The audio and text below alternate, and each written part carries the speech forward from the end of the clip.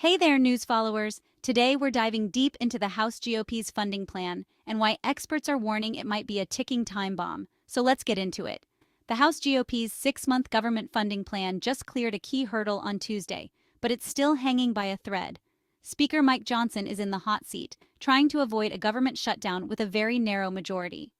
The House voted 209-206 to approve a rule to govern debate for the funding plan. This plan includes a controversial measure targeting non-citizen voting, but hold on, a final passage vote is expected to take place on Wednesday. Here's the kicker, though. At least 6 House Republicans have already come out against the funding bill. That's enough to sink it in the House, especially with Democratic opposition.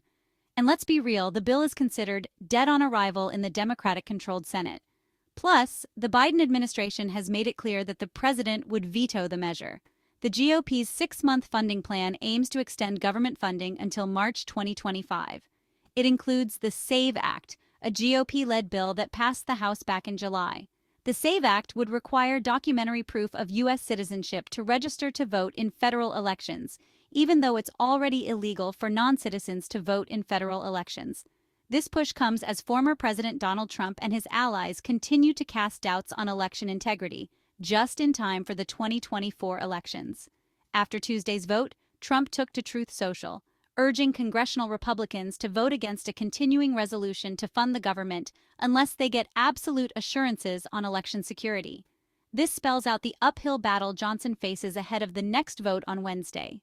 Johnson has been trying to save this short-term spending plan amid backlash from within the GOP. When pressed by CNN's Manu Raju on Tuesday ahead of the vote on the rule, Johnson wouldn't rule out passing a clean bill to keep the government open. "I am in this to win this," the speaker said. "I'm not going to engage in conjecture and, try to game out all the outcomes."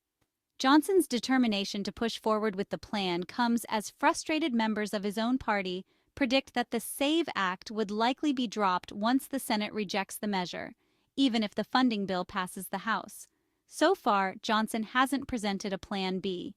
Many House conservatives are also generally opposed to short-term funding bills, advocating instead for spending cuts.